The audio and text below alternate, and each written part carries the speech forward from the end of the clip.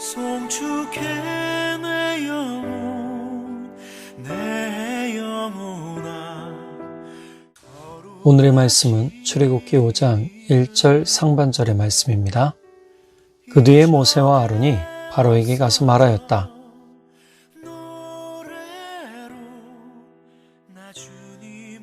새벽을 함께 하시는 여러분, 사랑하고 축복합니다. 하나님의 명령과 말씀에 대해서 의심이 있었던 모세, 그러나 자신의 의심을 앞세우기보다 내세우기보다 자신을 부르신 하나님의 말씀에 순종합니다. 그리고 하나님께서 모세를 돕도록 아론을 붙여주시죠. 이런 일이 있기 전까지 모세의 마음에는 의심이 있었습니다. 물론 이런 의심을 앞세우지 않았다고 했지요. 의심의 증거는 어떻게 찾을 수 있었습니까? 자신의 장인 미디안에게 한 말을 통해서 알 수 있었지요. 하나님의 명령과 부르심에 순종했지만 미디안에게 했던 말은 전혀 다른 말이었죠. 자신의 가족을 데리고 나가면서 자신의 형제들이 살았나 죽었나 확인해 보길 원한다라는 것이었습니다.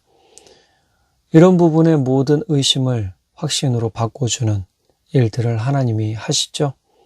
아론에게 말씀하셔서 하나님의 산에서 아론을 만나게 하시고 다음에 이스라엘 장로들을 만나고 그리고 이스라엘 백성들을 만나면서 모세의 의심은 확신이 됩니다. 그리고 5장에 넘어가서 드디어 이집트의 새로운 왕 앞에 서게 되죠. 이 당시 이집트의 왕은 아멘호텝 2세였다고 합니다.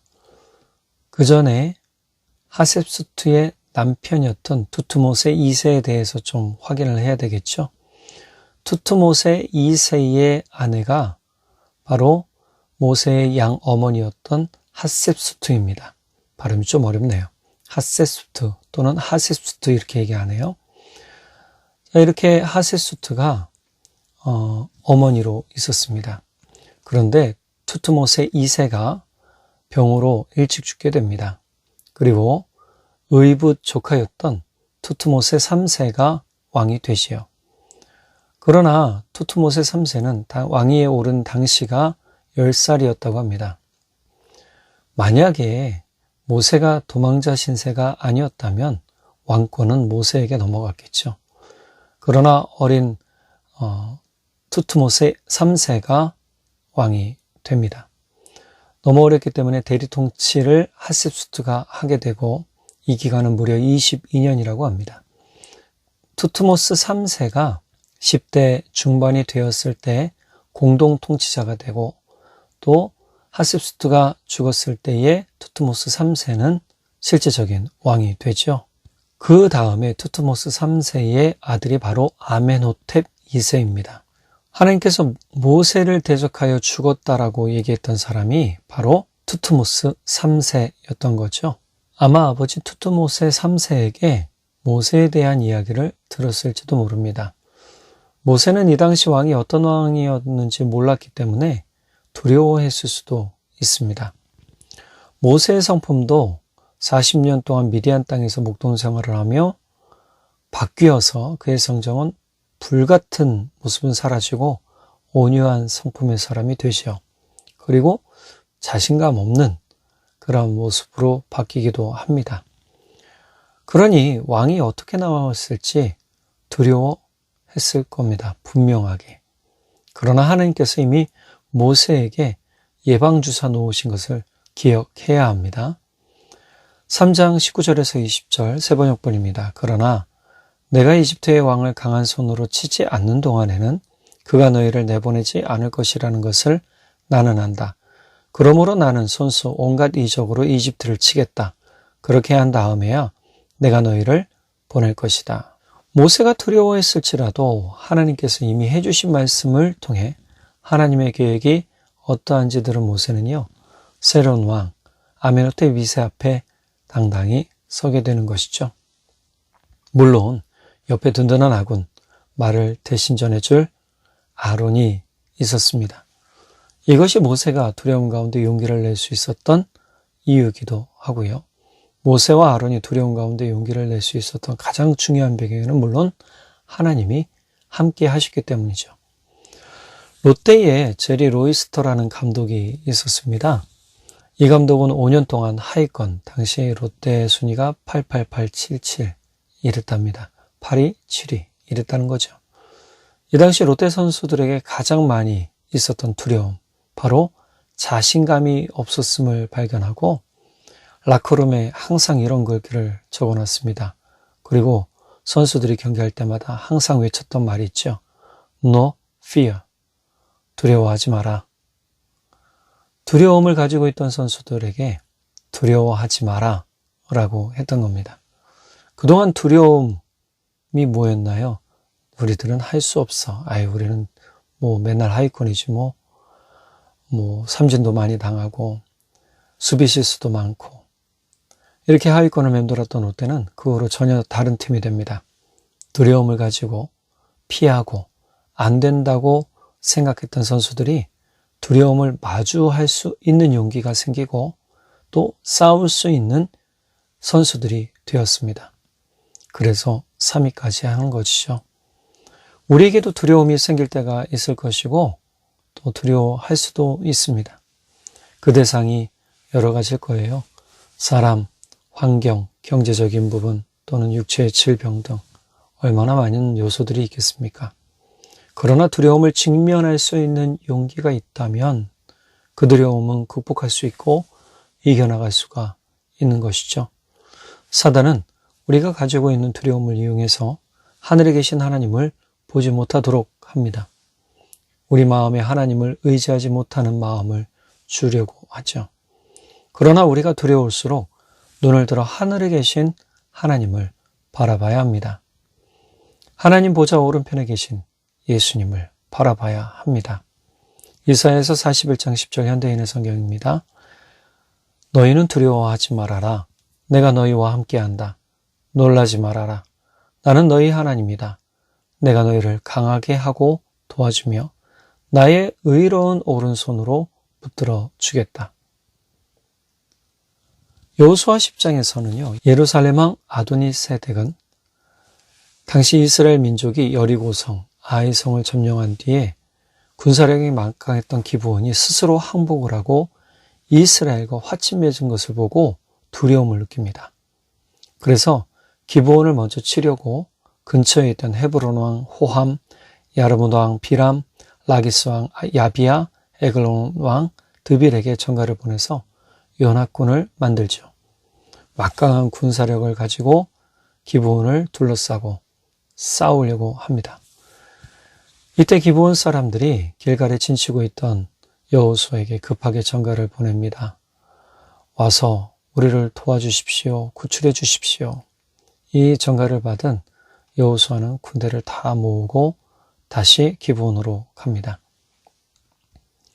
그때 하나님께서 여호수아에게 이렇게 말씀하십니다. 여호수아 10장 8절 현대인의 성경입니다. 그들을 두려워하지 말아라. 내가 이미 그들을 내 손에 넘겨주었으니 그들 중에 너를 당해낼 자가 한 사람도 없을 것이다. 여호수아가, 용맹한 여호수아가 두려움이 없었겠습니까? 싸우러 나가는 사람의 마음에는 늘 항상 어느 한켠에 두려움이 있죠. 하나님은 그것을 보신 것 같습니다. 그래서 여호수아에게 많은 군사, 아마 이스라엘의 군사보다 더 많은 군사들을 데리고 온 예루살렘 왕 아도니세덱에 대한 그 연합군에 대한 두려움을 극복하도록 해주시죠. 두려움을 극복하는 건 마주해서 하나님이 나와 함께 하실 때 이겨나갈 수 있다라는 것을 여호수아가 그대로 보여주고 실제 이 연합군의 전쟁에서 이기게 됩니다. 우리가 용기를 가지고 하나님께 기도하며 두려움을 맞설 때 하나님은 힘을 주시고 또 지혜를 주십니다. 그러니 두려움에 지지 마십시오. 무너지지 마십시오. 두려움 때문에 회피하지 마십시오. 오히려 두려움을 맞설 수 있는 용기가 있다면 그 두려움이 우리에게 새로운 기회가 될 것이고 또 우리에게 새로운 소망의 은혜를 보게 할 것입니다. 무릎 꿇지 마시기 바랍니다. 여전히 하나님은 하나님을 의지하는 사람에게 은혜를 베푸시고 용기를 더해 주십니다. 그러니 여러분, 끝까지 두려움에 맞서서 하나님께서 주시는 용기를 간구하며 그 용기를 통해 두려움을 극복하고 이겨가시는 여러분이 되시기를 간절히 바랍니다. 기도하겠습니다. 사랑의 하나님 아버지, 참 감사합니다. 우리에게 두려움을 극복할 용기를 주십시오. 우리의 심령, 또 우리의 생각, 우리의 마음은 참 연약하기 이를 데 없습니다. 하나님이 우리의 생각과 마음을 붙잡아 주시지 않으시면 우리는 언제나 무너질 수밖에 없습니다. 주님, 우리가 세상에 또한 사탄에 무너지지 않도록 우리 심령을 강하게 붙들어 주시고 우리가 회피하는 그러한 인생이 아니라 사단을 대적하고 또 두려움을 대적하여 맞서는 힘과 용기를 통해 우리도 주님과 함께 이겨갈 수 있음을 경험하도록 성령 하나님, 우리를 인도해 주십시오. 예수님께서 사단의 세력을 이기셨던 것처럼 우리도 두려움에 맞서 이겨나가는 삶들이 되게 도와주십시오. 우리의 승리자 되신 예수님의 이름으로 기도드렸습니다. 아멘. 사순절 기간입니다.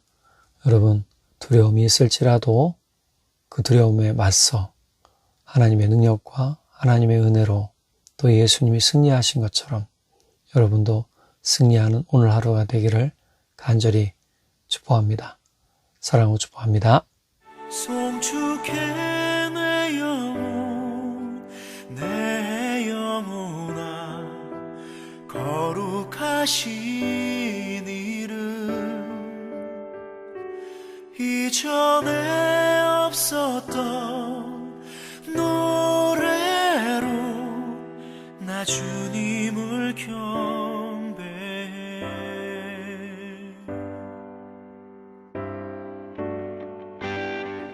해가 뜨는 새 아침 밝았네. 이제 다시 주님 찬양. 무슨 일이나 어떤 일이 내게 놓여도 저녁이 올 때 나는 노래해.